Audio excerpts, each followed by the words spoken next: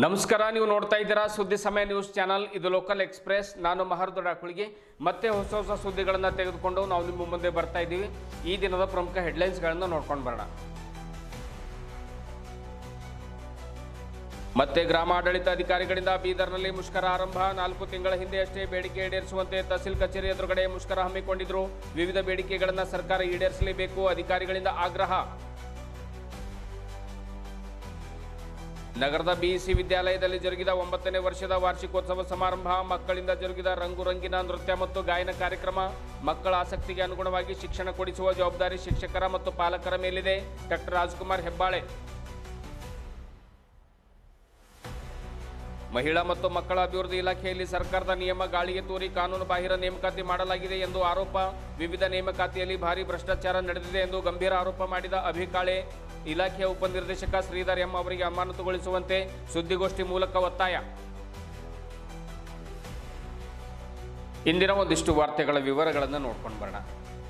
ಗ್ರಾಮ ಆಡಳಿತ ಅಧಿಕಾರಿಗಳು ಅಂದರೆ ತಲಾಟಿಗಳು ಅಂದರೆ ಅಧಿಕಾರಿಗಳು ತಮ್ಮ ಬೇಡಿಕೆಗಳನ್ನು ಈಡೇರಿಸುವಂತೆ ಬೀದರ್ ನಗರದ ತಹಸೀಲ್ ಕಚೇರಿ ಎದುರುಗಡೆ ಮುಷ್ಕರವನ್ನು ಆರಂಭ ಮಾಡಿದ್ದಾರೆ.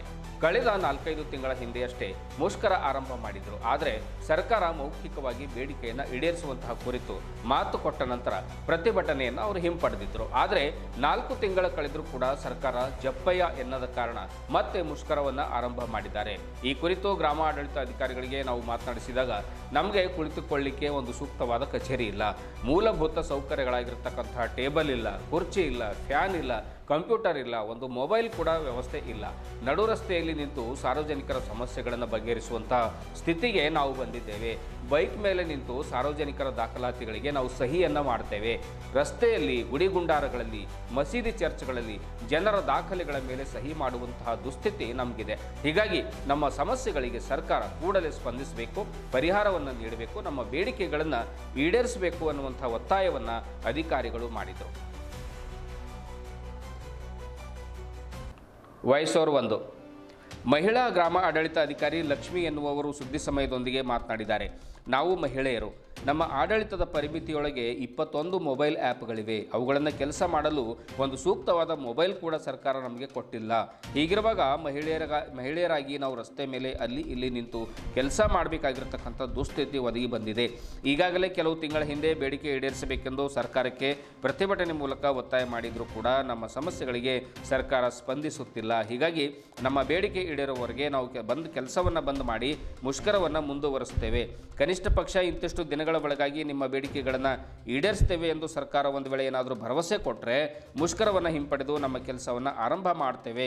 ಎಲ್ಲ ರೀತಿಯ ಕೆಲಸಗಳಿಗೆ ನಮ್ಮನ್ನು ಬಳಸ್ಕೊಳ್ತಾರೆ, ಆದರೆ ಮೂಲಭೂತ ಸೌಕರ್ಯಗಳು ಮಾತ್ರ ಮರೀಚಿಕೆಯಾಗಿವೆ, ಅವು ನೀಡ್ತಾ ಇಲ್ಲ ಎನ್ನುವಂತಹ ಒಂದು ಬೇಸರವನ್ನು ವ್ಯಕ್ತಪಡಿಸ್ತಾರೆ. ಇದೇ ವೇಳೆ ಗ್ರಾಮ ಆಡಳಿತ ಅಧಿಕಾರಿಗಳ ಸಂಘದ ಬೀದರ್ ಜಿಲ್ಲಾ ಘಟಕದ ಅಧ್ಯಕ್ಷರಾಗಿರ್ತಕ್ಕಂಥ ಬಬ್ರುವಾಹನ್ ಸೇರಿದಂತೆ ಹಲವಾರು ಅಧಿಕಾರಿಗಳು ಮುಷ್ಕರದಲ್ಲಿ ಪಾಲ್ಗೊಂಡಿದ್ದರು.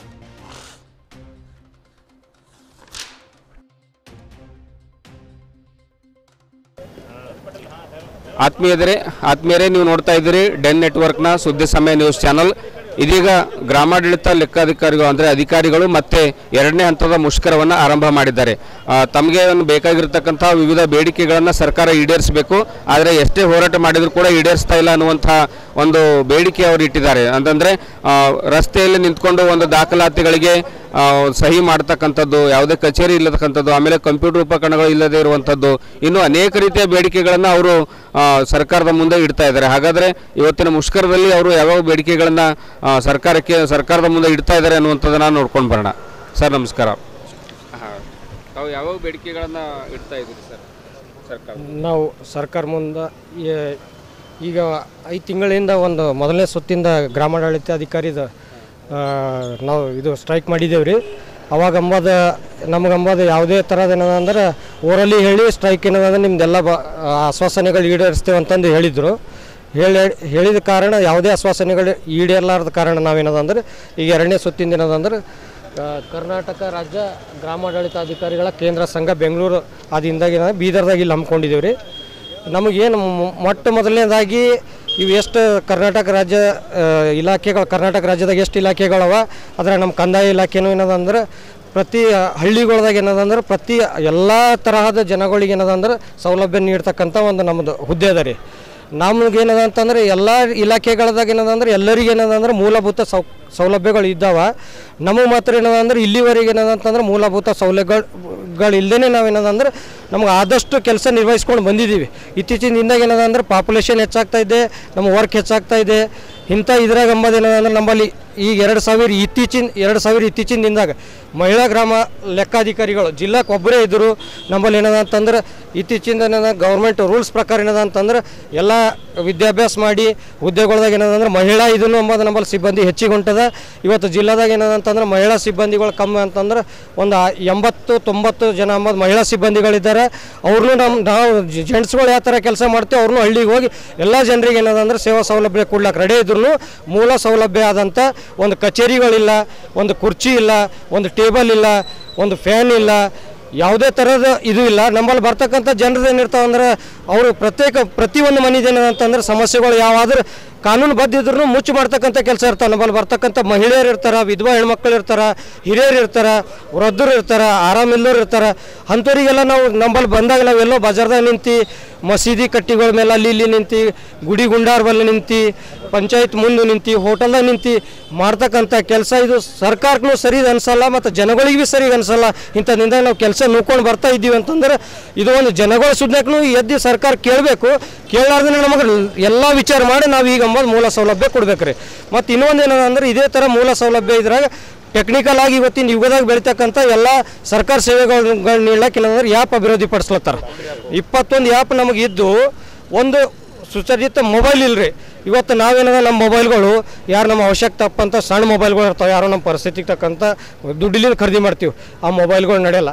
ಇವತ್ತು ಸರ್ಕಾರ ಏನು ಮಾಡಬೇಕು, ಒಂದು ದೊಡ್ಡ ಮೊಬೈಲ್ ಕೊಟ್ಟು ಅದಕ್ಕೆ ಡಾಟಾ ಕೊಟ್ಟು ಅದಕ್ಕೆ ಏನದ ಅಂತಂದ್ರೆ ಸಂಬಂಧಪಟ್ಟ ಅದಕ್ಕೆ ಏನು ಸೇವಾ ಸೌಲಭ್ಯಗಳು ಎಲ್ಲ ಕೊಡಬೇಕಂತಂದು ನಾನು ಒಂದೆರಡು ಮಾತು ಹೇಳಿ ನಾನು ಮುಗಿಸ್ತೇನೆ. ಮಾತಾಡಿ ಯಾರಾದರೂ ಒಬ್ಬರು. ಇದೀಗ ಅವರು ನಾವು ರಸ್ತೆ ಮೇಲೆ ನಿಂತ್ಕೊಂಡೆ ನಾವು ಜನರ ಒಂದು ದಾಖಲಾತಿಗಳಿಗೆ ಸಹಿ ಮಾಡ್ತಾ ಇದ್ದೀವಿ ಅನ್ನುವಂಥ ಮಾತನ್ನು ಹೇಳ್ತಾ ಇದ್ದಾರೆ. ಒಂದು ಕಚೇರಿ ಇಲ್ಲ ಅಂದರೆ ಕೂತ್ಕೊಳ್ಳಿಕ್ಕೆ ಒಂದು ಚೇರ್ ಇಲ್ಲ, ಟೇಬಲ್ ಇಲ್ಲ, ಆಮೇಲೆ ಸರಿಯಾಗಿ ಒಂದು 21 ಮೊಬೈಲ್ ಆ್ಯಪ್ಗಳಲ್ಲಿ ಕೆಲಸ ಮಾಡ್ತಕ್ಕಂಥ ಒಂದು ಜವಾಬ್ದಾರಿ ಕೊಟ್ಟಿದ್ರು ಕೂಡ ಸರಿಯಾಗಿರ್ತಕ್ಕಂಥ ಒಂದು ಮೊಬೈಲ್ ಇಲ್ಲ ಮತ್ತು ಕಂಪ್ಯೂಟರ್ಗಳು ಕೂಡ ಸರ್ಕಾರ ಕೊಡ್ತಾ ಇಲ್ಲ ಅನ್ನುವಂಥ ಮಾತನ್ನು ಹೇಳಿದರು. ಸೊ ಇದೇ ಸಂದರ್ಭದಲ್ಲಿ ಮಹಿಳೆಯರಿಗೆ ಯಾವ್ಯಾವ ರೀತಿಯ ತೊಂದರೆ ಇದೆ ಅನ್ನುವಂಥದ್ದನ್ನು ನಾವು ನೋಡ್ಕೊಂಡು ಬರೋಣ. ಇತ್ತೀಚೆಗೆ ಈಗ ತಾನೇ ಇವರು ಹೇಳಿದಂತೆ ಮಹಿಳೆಯರು ಕೂಡ ಜಾಸ್ತಿ ಗ್ರಾಮ ಆಡಳಿತ ಅಧಿಕಾರಿಗಳಾಗಿ ನೇಮಕ ಆಗ್ತಾ ಇದ್ದಾರೆ. ಆದರೆ ಮಹಿಳೆಯರಿಗೆ ಸರಿಯಾದ ಸೌಲಭ್ಯ ಇಲ್ಲ. ಪುರುಷರು ಹೆಂಗೋ ಮಾಡ್ಕೊಂಡು ಹೋಗ್ತಾರೆ, ಮಾಡಬಾರ್ದು ಆ್ಯಕ್ಚುಲಿ, ಆದರೆ ಹೆಂಗೋ ಮಾಡ್ಕೊಂಡು ಹೋಗ್ತಾರೆ. ಆದರೆ ಮಹಿಳೆಯರಿಗೆ ಸಾಕಷ್ಟು ತೊಂದರೆ ಆಗುತ್ತೆ ಅನ್ನುವಂಥ ಮಾತನ್ನು ಹೇಳಿದರು. ಹಾಗಾದರೆ ಅವ್ರಿಗೆ ಏನೇನು ತೊಂದರೆ ಇದೆ ಅನ್ನುವಂಥದ್ದನ್ನು ನೋಡ್ಕೊಂಬೋಣ. ಮೇಡಮ್, ತಮ್ಮ ಹೆಸರು? ಲಕ್ಷ್ಮಿ ಅಂತ ಸರ್.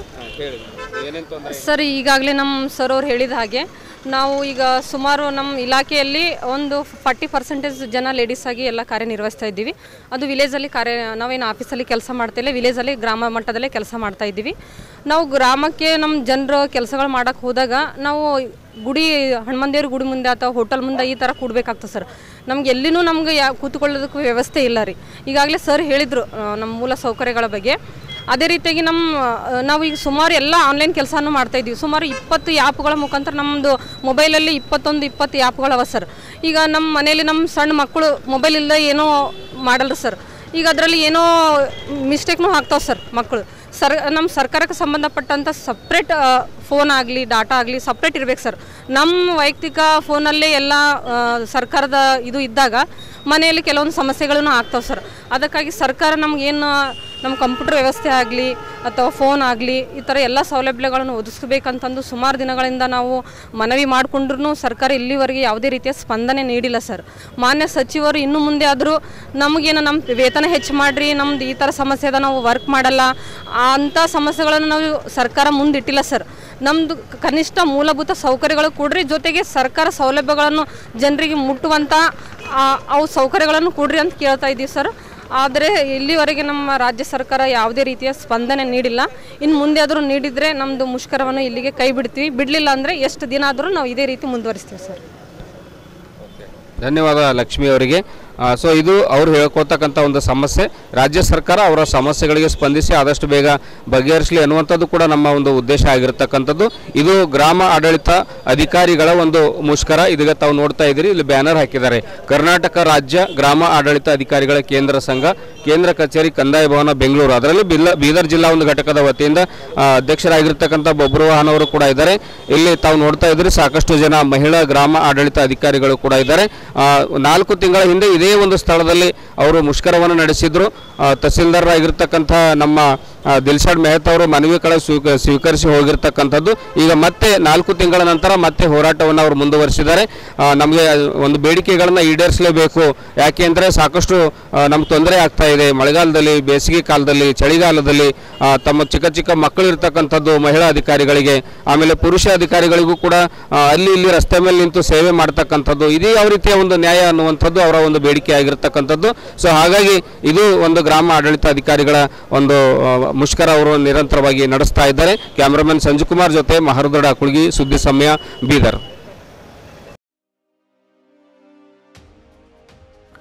ಮಕ್ಕಳ ಆಸಕ್ತಿಗೆ ಅನುಗುಣವಾಗಿ ಬಿಇಸಿ ವಿದ್ಯಾಲಯ ಶಿಕ್ಷಣ ನೀಡುತ್ತಾ ಇದೆ. ಜೊತೆಗೆ ವಿವಿಧ ಸ್ಪರ್ಧಾತ್ಮಕ ಪರೀಕ್ಷೆಗಳನ್ನು ಎದುರಿಸಲಿಕ್ಕೆ ಬೇಕಾಗುವಂತಹ ಎಲ್ಲ ರೀತಿಯ ತರಬೇತಿಗಳನ್ನು ವಿದ್ಯಾಲಯದ ಮುಖ್ಯಸ್ಥರಾಗಿರುವಂತಹ ಅನೀಶ್ ಅವರು ನೀಡ್ತಾ ಇರುವಂಥದ್ದು ನಿಜಕ್ಕೂ ಕೂಡ ಶ್ಲಾಘನೀಯ ಕಾರ್ಯವಾಗಿದೆ ಎಂದು ರಾಷ್ಟ್ರೀಯ ಜನಪದ ಬುಡಕಟ್ಟು ಕಲಾ ಪರಿಷತ್ತಿನ ಪ್ರಧಾನ ಕಾರ್ಯದರ್ಶಿಗಳಾಗಿರುವಂತಹ ಡಾಕ್ಟರ್ ರಾಜ್ಕುಮಾರ್ ಹೆಬ್ಬಾಳೆ ತಿಳಿಸಿದರು. ನಗರದ ಸ್ವಾಮಿ ಸಮರ್ಥ ಸಭಾಂಗಣದಲ್ಲಿ ಬಿಇಸಿ ವಿದ್ಯಾಲಯದ ವತಿಯಿಂದ ಜರುಗಿರುವಂತಹ ಶಾಲಾ ವಾರ್ಷಿಕೋತ್ಸವ ಕಾರ್ಯಕ್ರಮವನ್ನು ಉದ್ಘಾಟನೆಯನ್ನು ನೆರವೇರಿಸಿ ಅವರು ಮಾತನಾಡುತ್ತಾರೆ.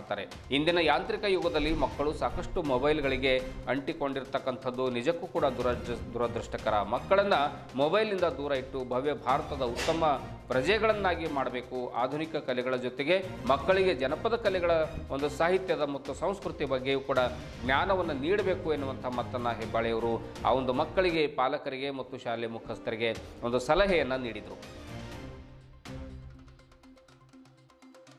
ಕರ್ನಾಟಕ ಜಾನಪದ ಪರಿಷತ್ತಿನ ಬೀದರ್ ತಾಲೂಕಾ ಘಟಕದ ಅಧ್ಯಕ್ಷರಾಗಿರುವಂತಹ ಎಸ್.ಬಿ. ಕುಚ್ಬಾಳ್ ಅವರು ಈ ಸಂದರ್ಭದಲ್ಲಿ ಮಾತನಾಡಿ, ಕೇವಲ ಶಿಕ್ಷಕರ ಮೇಲೆ ಜವಾಬ್ದಾರಿಯನ್ನು ನೀಡದೆ ಪಾಲಕರು ತಮ್ಮ ಮಕ್ಕಳನ್ನು ಮನೆಯಲ್ಲಿ ಉತ್ತಮ ಸಂಸ್ಕಾರ ಮತ್ತು ಶಿಕ್ಷಣವನ್ನು ನೀಡಬೇಕು. ಪಾಲಕರು ಮಕ್ಕಳ ಮೇಲೆ ನಿಗಾ ಇಡಬೇಕು. ನಮ್ಮ ಮಗು ಎಲ್ಲಿ ಹೋಗ್ತಾ ಇದೆ, ಏನು ಮಾಡ್ತಾ ಇದೆ, ಓದ್ತಾ ಇದ್ದನೋ ಅಥವಾ ಇಲ್ವೋ ಎನ್ನುವಂಥ ಒಂದು ಕಳಕಳಿಯನ್ನು ತೋರಿಸಬೇಕು. 250 ಮಕ್ಕಳನ್ನು ಹೊಂದಿರುವಂತಹ ಬಿಇಸಿ ವಿದ್ಯಾಲಯ ಸುಮಾರು 12 ಜಿಲ್ಲೆಗಳಲ್ಲಿ ತನ್ನ ಕೇಂದ್ರಗಳನ್ನು ಹೊಂದಿದೆ. ಸಾವಿರಾರು ಮಕ್ಕಳ ಬದುಕಿನಲ್ಲಿ ಜ್ಞಾನವೆಂಬ ಬೆಳಕನ್ನು ನೀಡ್ತಾ ಇರುವಂತಹ ವಿದ್ಯಾಲಯ ಇನ್ನು ಉತ್ತುಂಗ ಶಿಖರಕ್ಕೇರಲಿ. ಮುಂದಿನ ದಿನಗಳಲ್ಲಿ ವಿದ್ಯಾಲಯದ ಮಕ್ಕಳಿಗೆ ವಾರಕ್ಕೆ 1 ಬಾರಿ ಉಚಿತವಾಗಿ ಜನಪದ ಸಂಗೀತವನ್ನು ಹೇಳಿಕೊಡ್ತೇನೆ ಎಂದು ಕುಚ್ಬಾಳ್ ಅವರು ತಿಳಿಸಿದರಲ್ಲದೆ ಶಾಲೆಯ ಒಂದು ಸಾಧನೆಗೆ ಅವರು ಒಂದು ಶ್ಲಾಘನೆಯನ್ನು ವ್ಯಕ್ತಪಡಿಸಿದರು. ಮುಖ್ಯ ಅತಿಥಿಗಳಾಗಿ ಠಾಣಾ ಕುಷ್ನೂರಿನ ಪಾಲಿಟೆಕ್ನಿಕ್ ಕಾಲೇಜಿನ ನಿವೃತ್ತ ಪ್ರಾಧ್ಯಾಪಕರಾಗಿರುವಂತಹ ರಾಜಶೇಖರ್ ಮೀಸೆ, ಪತ್ರಕರ್ತ ಎಂ.ಎಂ. ಡಾಕುಳ್ಗಿ ಆಗಮಿಸಿದರು. ಕಾರ್ಯಕ್ರಮದ ಅಧ್ಯಕ್ಷತೆಯನ್ನು ಬಿಇಸಿ ವಿದ್ಯಾಲಯದ ಸಂಸ್ಥಾಪಕ ಅಧ್ಯಕ್ಷರಾದ ಅನೀಶ್ ಅವರು ವಹಿಸಿದರು. ಕಾರ್ಯಕ್ರಮಕ್ಕೆ ಆಗಮಿಸಿರುವಂತಹ ಎಲ್ಲರಿಗೂ ಕೂಡ ಅನೀಶ್ ಅವರು ಕೃತಜ್ಞತೆಗಳನ್ನು ಸಲ್ಲಿಸಿದರು. ಕಾರ್ಯಕ್ರಮದಲ್ಲಿ ವಿದ್ಯಾರ್ಥಿಗಳು ಹಾಗೂ ಪಾಲಕರು ಉಪಸ್ಥಿತರಿದ್ದರು. ಕೊನೆಯಲ್ಲಿ ವಿದ್ಯಾರ್ಥಿಗಳಿಂದ ಆಕರ್ಷಕ ಸಾಂಸ್ಕೃತಿಕ ಕಾರ್ಯಕ್ರಮಗಳು ಜರುಗಿದವು.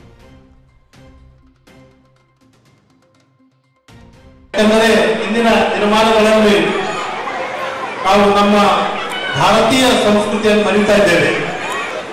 ನಮ್ಮ ಭಾರತೀಯ ಸಂಸ್ಕೃತಿಯ ಬಗ್ಗೆ ನಮ್ಮ ಮುಂದಿನ ಯುವ ಪೀಳಿಗೆಗೆ ನಾವು ಪರಿಚಯ ಮಾಡಬೇಕು ಅಂತ ಹೇಳಿ ಸರ್ಕಾರ ಕೂಡ ಬಹಳ ಒತ್ತನ್ನು ಕೊಡ್ತಾ ಇದೆ. ನಮಗೆಲ್ಲ ಗೊತ್ತೂ ಇದೆ, ಯಾಕಂದ್ರೆ ಈಗಿನ ಮಕ್ಕಳು ಹೆಚ್ಚಿಗೆ ಮೊಬೈಲ್ನಲ್ಲಿ ಸಮಯ ಕಳೀತಾ ಇದ್ದಾರೆ. ಹೀಗಾಗಿ ಎಲ್ಲ ಪಾಲಕರಲ್ಲಿ ಮನವಿ ಇದೆ, ಈ ಮೊಬೈಲ್ ಸಂಸ್ಕೃತಿಯನ್ನು ನಾವು ಅಳಿಸಬೇಕು. ಮಕ್ಕಳಿಗೆ ಒಳ್ಳೆ ವಿದ್ಯಾಭ್ಯಾಸ ಕೊಡಿಸುವುದರ ಜೊತೆಗೆ ನಮ್ಮ ಭವ್ಯ ಭಾರತದ ಸಂಸ್ಕೃತಿಯನ್ನು ಅದರ ಬಗ್ಗೆ ಪರಿಚಯ ಮಾಡಿಕೊಡ್ಬೇಕು. ಅವರಿಗೆ ಮುಂದಿನ ದಿನಗಳಲ್ಲಿ ಆದರ್ಶ ವ್ಯಕ್ತಿಗಳನ್ನು ಆಗಿ ಮಾಡಲು ಪಾಲಕರು ಕೊಡಬೇಕು. ಅದರಲ್ಲಿ ಪಾಲಕರ ಬಹುಮುಖ್ಯ ಪಾತ್ರ ಇದೆ, ಜೊತೆಗೆ ಶಿಕ್ಷಕರ ಪಾತ್ರ ಕೂಡ ಇದೆ. ಹೀಗಾಗಿ ಈ ಒಂದು ಕಲೆ, ಸಾಹಿತ್ಯ, ಸಂಸ್ಕೃತಿಯ ಒಂದು ವಿಷಯಕ್ಕೆ ಸಂಬಂಧಪಟ್ಟಂತೆ ನಮ್ಮ ರಾಷ್ಟ್ರೀಯ ಜನಪದ ಬುಡಕಟ್ಟು ಕಲಾ ಪರಿಷತ್ತು ನಮ್ಮ ಭಾರತ ದೇಶದಲ್ಲಿ ಸುಮಾರು ವರ್ಷಗಳಿಂದ ಅನೇಕ ರಚನಾತ್ಮಕ ಕಾರ್ಯಕ್ರಮಗಳನ್ನು ನಾವು ದೇಶಾದ್ಯಂತ ಮಾಡ್ತಾ ಬಂದಿರುತ್ತೇವೆ. ಅದರಲ್ಲಿ ವಿಶೇಷವಾಗಿ ಯಾವ ಕಲೆ ಇದರಲ್ಲಿ ಆಸಕ್ತಿ ಇದೆಯೋ ಅಂಥ ಮಕ್ಕಳಿಗೆ ನಾವು ಜಿಲ್ಲೆಯಿಂದ ರಾಷ್ಟ್ರ ಮಟ್ಟದವರೆಗೆ ಕೊಂಡೊಯ್ಯುವಂತ ಒಂದು ಪ್ರಯತ್ನ ಮಾಡ್ತಾ ಇದ್ದೇವೆ. ಈಗಾಗಲೇ ನಮ್ಮ ಬೀದರ್ ಜಿಲ್ಲೆಯ ಅನೇಕ ಕಲಾಕಾರರಿಗೆ ದೇಶದ ವಿವಿಧ ರಾಜ್ಯಗಳಲ್ಲಿ ವೇದಿಕೆಯನ್ನು ಕಲ್ಪಿಸಿಕೊಟ್ಟು ಅವರಿಗೆ ಪ್ರೋತ್ಸಾಹಿಸುವಂತ ಕೆಲಸ ನಾವು ಮಾಡ್ತಾ ಬಂದಿರುತ್ತೇವೆ. ಆ ಒಂದು ನಿಟ್ಟಿನಲ್ಲಿ ಮುಂದಿನ ದಿನಗಳಲ್ಲಿ ಈ ಒಂದು ವಿದ್ಯಾಸಂಸ್ಥೆಯ ಆಸಕ್ತ ಮಕ್ಕಳಿಗೆ ನಾವು ಜಿಲ್ಲೆಯಲ್ಲಿ ಹಮ್ಮಿಕೊಳ್ಳುವ ಕಾರ್ಯಕ್ರಮಗಳಲ್ಲಿ ಅವರು ಆಸಕ್ತಿ ವಹಿಸಿದರೆ ಅವರಿಗೆ ವೇದಿಕೆ ಕಲ್ಪಿಸಿಕೊಟ್ಟು ಪ್ರೋತ್ಸಾಹಿಸುವಂತ ಕೆಲಸ ನಾವು ಮಾಡ್ತೇವೆ ಅನ್ನುವ ಮಾತುಗಳನ್ನು ಹೇಳ್ತಾ, ಇಲ್ಲಿನ ಈ ಒಂದು ವಿದ್ಯಾಸಂಸ್ಥೆಯಲ್ಲಿ ತರಬೇತಿ ಪಡೆಯುತ್ತಿರುವ ಮಕ್ಕಳಿಗೆ ಮುಂದಿನ ದಿನಗಳಲ್ಲಿ ಅವರು ಒಳ್ಳೆ ಆದರ್ಶ ವಿದ್ಯಾರ್ಥಿಗಳಾಗಿ ಹೊರಹೊಮ್ಮಲಿ, ಒಳ್ಳೆಯ ಹುದ್ದೆಗಳನ್ನು ಅಲಂಕರಿಸಲಿ ಅನ್ನುವ ಮಾತುಗಳನ್ನು ಹೇಳ್ತಾ, ವೇದಿಕೆ ಮೇಲೆ ನನಗೆ ಮಾತಾಡಕ್ಕೆ ಅವಕಾಶ ಮಾಡಿಕೊಟ್ಟಂತ ಈ ಒಂದು ವಿದ್ಯಾಸಂಸ್ಥೆಯ ಮುಖ್ಯಸ್ಥರಾಗಿರುವಂತಹ ಅವಿನಾಶ್ ಸರ್ ಅವರಿಗೂ, ಮೀಸೆ ಸರ್ ಅವರಿಗೂ, ಪುಷ್ಪಾಲ್ ಸರ್ ಅವರಿಗೂ, ಮಾರೋದು ಡಾಕುಳಿ ಅವರಿಗೂ, ಜೊತೆಗೆ ಎಲ್ಲ ಪಾಲಕರಿಗೂ ಅನಂತ ಧನ್ಯವಾದಗಳನ್ನು ಹೇಳ್ತಾ ನನ್ನ ಮಾತುಗಳನ್ನು ಮುಗಿಸುತ್ತೇನೆ. ಎಲ್ಲರಿಗೂ ನಮಸ್ಕಾರ, ಧನ್ಯವಾದ.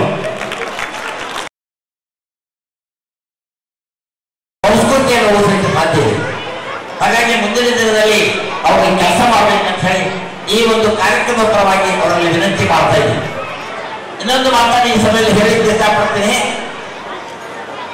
ನೀವು ಒಂದು ವೇಳೆ ನಾನು ಕೂಡ ಆಗಾಗ ಬಂದು ನಿಮ್ಮ ಸಂಸ್ಥೆಯಲ್ಲಿ ಏನಾದರೂ ಮಕ್ಕಳಿಗೆ ಜನಪದ ಸಂಗೀತದ ಒಂದು ಪರಿಕಲ್ಪನೆ ಮೂಡಿಸುವ ಸಲುವಾಗಿ ನಾನು ವಾರದಲ್ಲಿ 1 ಸಲ 2 ಸಲ ಫ್ರೀಯಾಗಿ ಬಂದು ಯಾವುದೇ ಹಣಕಾಸಿನ ವ್ಯವಸ್ಥೆ ಇರಲಾರೆ. ಯಾಕಂದ್ರೆ ಶಿಕ್ಷಣ ಇಲಾಖೆಯಲ್ಲಿ ಸುಮಾರು ವರ್ಷ ನಾನು ಕೆಲಸ ಮಾಡಿದ್ದೀನಿ.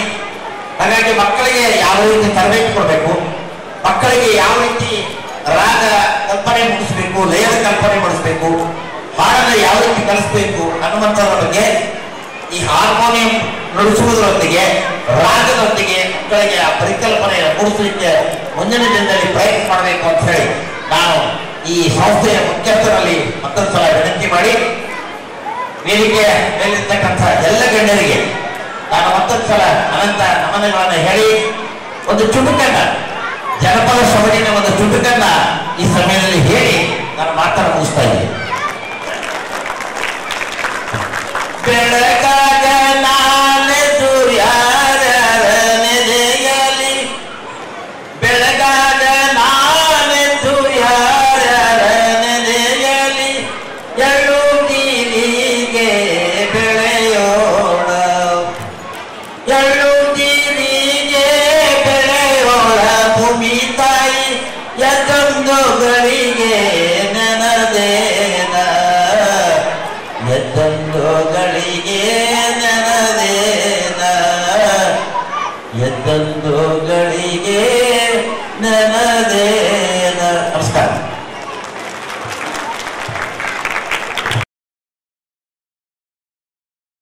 ಕಡೆಯಿಂದ ತುಂಬು ಹೃದಯದ ಅಭಿನಂದನೆಗಳನ್ನು ಸಲ್ಲಿಸುತ್ತಿದ್ದಾರೆ. ಹಾಗೆಯೇ ಸುಮಾರಷ್ಟು ವರ್ಷಗಳಿಂದ 30-35 ವರ್ಷಗಳ ಕಾಲ ಡಿಪ್ಲೊಮಾ ಮಕ್ಕಳಿಗೆ ತಮ್ಮ ಸೇವೆಯನ್ನು ಕೊಟ್ಟು ನನ್ನ ಸಮಾರಂಭಗಳಿಗೆ ಯಾವತ್ತು ಕರೆದ್ರೂ ಸಹಿತ ಇಲ್ಲ ಅಂತ ನಕಾರ ಮಾಡದೆ ನನ್ನ ಬೆನ್ನೆಲುಬಾಗಿ ನಿಂತು ನನ್ನ ಸಭೆ ಸಮಾರಂಭಗಳಿಗೆಲ್ಲ ಶಬಾಷ್ ಅಂತೇಳಿ ತಮ್ಮ ಕಾಲೇಜಿನಲ್ಲಿ ಜವಾಹರ್ಲಾಲ್ ನೆಹರು ಪಾಲಿಟೆಕ್ನಿಕ್ ಠಾಣಾ ಕುಸ್ನೂರಿನಲ್ಲಿ ನಾವು ಇಂಜಿನಿಯರಿಂಗ್ ಪ್ರಾಜೆಕ್ಟ್ಗಳನ್ನು ಮಾಡ್ತಿರ್ಬೇಕಾದ್ರೆ ಮೊಟ್ಟ ಮೊದಲನೇದಾಗಿ ನನಗೆ ಸಪೋರ್ಟ್ ಮಾಡಿ ಅಲ್ಲಿ ಕರೆಸಿ ಆ ಮಕ್ಕಳಿಗೆ ಸೇವೆ ಕೊಡುವಂತ ಸೇವೆ ಸಲ್ಲಿಸೋದಕ್ಕೆ ಅವಕಾಶ ಮಾಡಿರ್ತಕ್ಕಂಥ ಮಿಸ್ಟರ್ ರಾಜಶೇಖರ್ ಮೀಸೆ ಸರ್ ಅವರಿಗೆ ನನ್ನ ತುಂಬು ಹೃದಯದ ಧನ್ಯವಾದಗಳನ್ನು ಅರ್ಪಿಸ್ತಾ ಇದ್ದೀನಿ. ಈ ಮಧ್ಯದಲ್ಲೇ ಬಂದು ನಾನು ಮಾತು ಸ್ಟಾರ್ಟ್ ಮಾಡಿ ಯಾಕೆ ಅಭಿನಂದನೆ ತಿಳಿಸ್ತಾ ಇದ್ದೀನಿ ಅಂದ್ರೆ, ಕುತ್ಕೊಂಡಿರ್ತಕ್ಕಂಥ ಗಣ್ಯರಿಗೆ ಬಹಳಷ್ಟು ಇಂಪಾರ್ಟೆಂಟ್ ಕೆಲಸ ಇರೋದ್ರಿಂದ ಅವ್ರು ಹೋಗ್ಬೇಕಾಗಿದೆ. ನಾವು ಕೊಡ್ತಕ್ಕಂಥ, ನಿಮ್ಮ ಮಕ್ಕಳು ಕೊಡ್ತಕ್ಕಂಥ ಮನೋರಂಜನೆಯನ್ನ ನೀವು ನೋಡಬೇಕಾಗಿದೆ. ಬಟ್ ಅವರಲ್ಲಿ ಸಮಯ ಇಲ್ಲದೆ ಇರೋದ್ರಿಂದ ನಾವು ಅವ್ರಿಗೆ ಬೀಳ್ಕೊಡಿ ಮಾಡಬೇಕಾಗಿದೆ. ಅದಕ್ಕೆ ಎಲ್ಲರಿಗೂ ಥ್ಯಾಂಕ್ಸ್ ಹೇಳ್ತಾ ಅವರನ್ನ ಬೀಳ್ಕೊಡೋದಕ್ಕೆ ವ್ಯವಸ್ಥೆ ಮಾಡಿಕೊಡ್ತಾ ಇದ್ದೀನಿ. ಥ್ಯಾಂಕ್ ಯು, ಧನ್ಯವಾದ.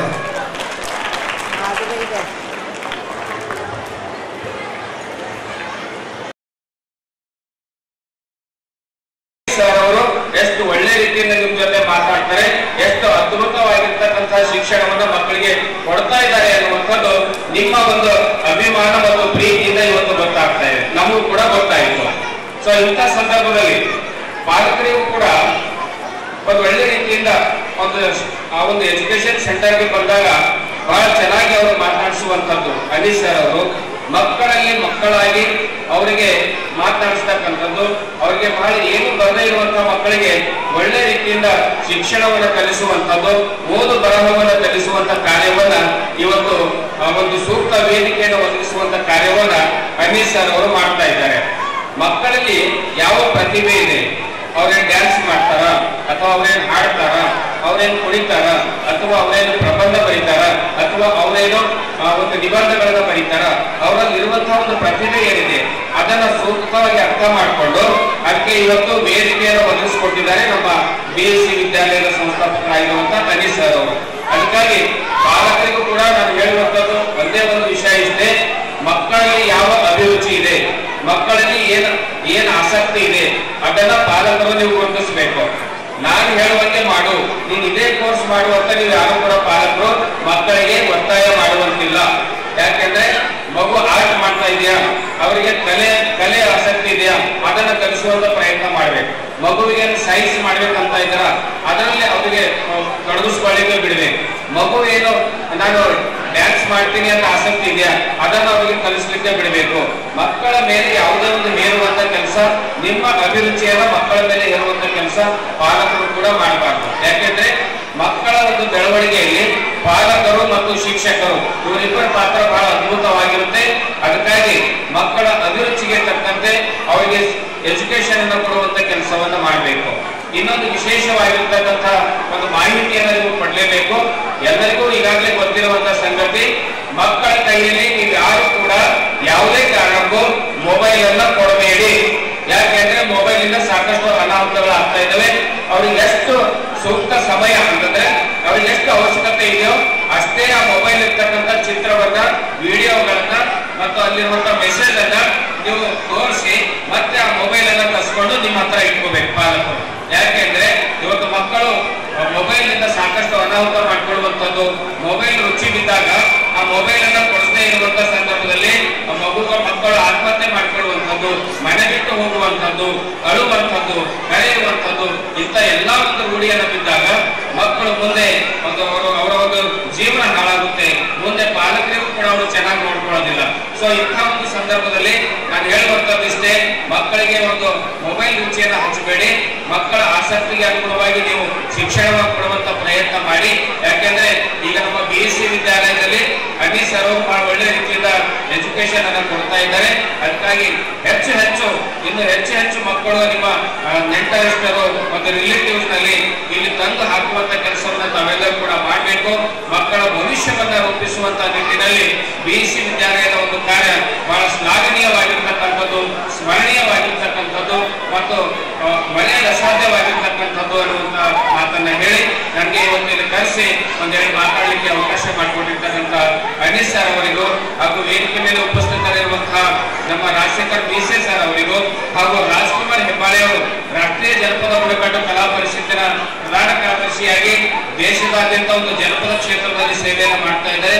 ಆಮೇಲೆ ನಿವೃತ್ತ ಶಿಕ್ಷಣದ ಅಧಿಕಾರಿಗಳಾಗಿರುವಂತಹ SP ಕುಚ್ಚಬಾಳ್ ಅವರು ಕೂಡ ಜನಪದ ಕ್ಷೇತ್ರದಲ್ಲಿ ಸಾಕಷ್ಟು ಸೇವೆಯನ್ನು ಮಾಡ್ತಾ ಇದ್ದಾರೆ. ಹಾಗಾಗಿ ಹೆಚ್ಚು ಸಮಯವನ್ನು ತೆಗೆದುಕೊಳ್ಳದೆ ನನ್ನ ಒಂದೆರಡು ವಿಚಾರಗಳಿಗೆ ಇಲ್ಲಿಗೆ ವಿರಾಮವನ್ನು ನೀಡ್ತಾ ಇದ್ದೇನೆ. ತಮ್ಮೆಲ್ಲರಿಗೂ ಅನಂತ ಧನ್ಯವಾದಗಳು.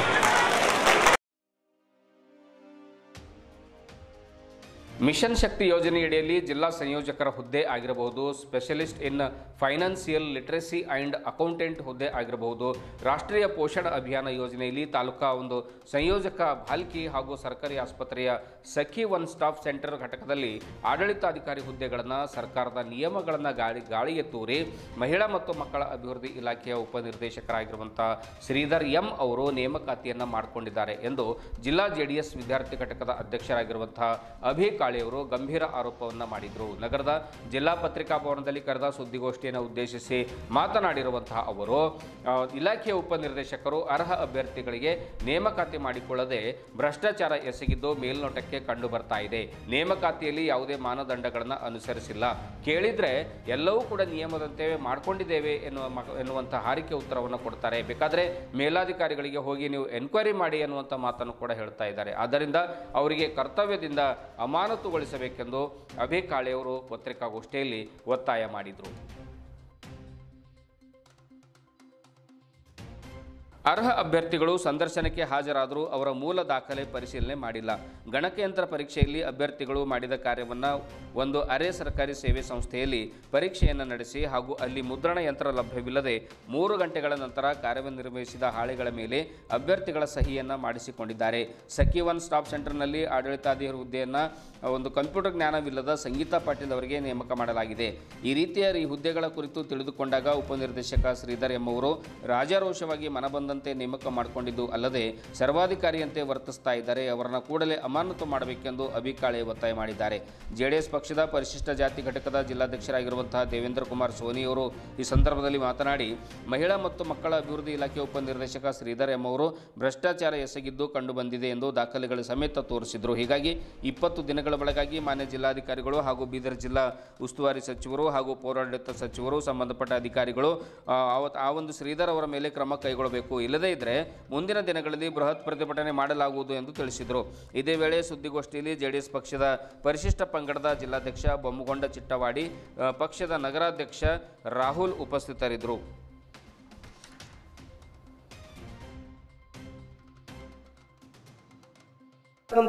ಹುಡುಗಿಗೆ ಅವನಿಗೆ ಇದು ಕೊಡಬೇಕೆಂಬುದು ಸರ್ಕ್ಯುಲರ್ ಮಾನದಂಡ ಇದೆ.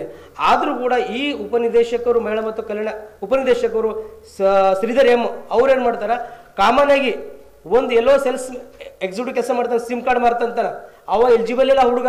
ಅದಕ್ಕೆ ಅವನಿಗೇನು ಮಾಡ್ತಾರೆ, ಮನ ಬಂದಂಗೆ ತನ್ನ ಅಧಿಕಾರ ದುರುಪಯೋಗ ಕೊಡ್ಕೊಂಡು ಭ್ರಷ್ಟಾಚಾರ ಎಸಗಿಕೊಂಡು ಅವನಿಗೆ ಆಯ್ಕೆ ಮಾಡಿ ಆ ಹುಡುಗಿಗೆ ಅಕೌಂಟ್ ಆಫೀಸರ್ ಆಗಿ ಆಯ್ಕೆ ಮಾಡಿರ್ತಾನೆ. ಇದು ಎರಡನೇ ಆಯ್ಕೆ ಪಟ್ಟಿ. ಈ ಆಯ್ಕೆ ಪಟ್ಟಿ ಮಾಡ್ತಕ್ಕಂಥದ್ದು ಇಲ್ಲಿ ಸಚಿನ್ ಪಾಟೀಲ್ ಅಂತ ತಂದೆ ಸೋಪನ್ ರಾವ್, ಇವನ್ ಪರ್ಸೆಂಟೇಜ್ 62 ಇರುತ್ತೆ. ಯಾರ್ದು? ಸಚಿನ್ ಪಾಟೀಲ್ ಅಂತ ಈ ಅಕೌಂಟೆಂಟ್ ಆಫೀಸರ್. ಇವ್ರ ಮ್ಯಾಲ್ಗಡೆ ಸೋಪ್ನ ತಂದೆ ವಿಜಯ್ ಕುಮಾರ್ 79% ಇರ್ತಾರೆ. ಯಾವುದೇ ಆಯ್ಕೆ ಪಟ್ಟಿ ಮಾಡಬೇಕಂದ್ರೆ ಅವರಿಗೆ ಒಂದು ಅರ್ಹತೆ, ಅವ್ರಿಗೊಂದು ಮೆರಿಟ್ ಎಂಬುದು ಆಧಾರ ಇರುತ್ತೆ. 62 ಲಾಸ್ಟ್ ಸ್ಟೇಜ್ಗಿದೆ ಅವನು 62% ಕೌಂಟ್ ಮಾಡ್ತಾರೆ. ಫಸ್ಟ್ ಇರ್ತಕ್ಕಂಥ ಹುಡುಗ 79% ಇದೆ. 75 ಚಿಲ್ಲರೆ ಇವನು ತಗೋಬೇಕಾಗಿತ್ತು. ಇದ್ರ ಕೂಡ ಮನ ಬಂದಂತೆ ಏನು ಗಾಳಿಗೆಲ್ಲ ತೂರಕಿ ತನ್ನ ಕಮಿಟ್ಮೆಂಟು, ತಾನು ಅಧಿಕಾರ ದುರುಪಯೋಗಕೊಂಡು ಭ್ರಷ್ಟ ಒಳಗೊಂಡು ಯಾರಿಗೇನು ಮಾಡ್ಕೋಬೇಕು ಅಂತ ಹಾಗೆ ಮತ್ತು ಕೆಲವೊಂದು ಈ ಹುದ್ದೆಯಲ್ಲಿ ಯಾರಿಗೆ ಎಲಿಜಿಬಲ್ ಇದ್ದಾರೆ ಅವರಿಗೆ ಮನೆಗೆ ಲೆಟರ್ ಇಂಟ್ರ್ಯೂ ಕನ್ಫರ್ಮ್ ಲೆಟರ್ ಕೊಡಬೇಕಿದೆಲ್ಲ, ಅದು ಇನ್ಫಾರ್ಮ್ ಲೆಟರ್ ಕೊಡೋದೇನೆ ಇದ್ರೊಳಗೆ ಕೂಡ ಆತ ಮಾಡಿದ ಸವಿಸ್ತರಾಗಿ ಇಲ್ಲಿ ಕಂಡದ. ಇದು ನಾವು ಮೌಖಿಕ ಹೇಳ್ತಕ್ಕಂಥದ್ದಿಲ್ಲ, ಇಲ್ಲೇ ಅವ್ರ ಇಲಾಖೆ ದಾಖಲಾತಿ ಇದೆ. ಇದು ಎರಡನೇ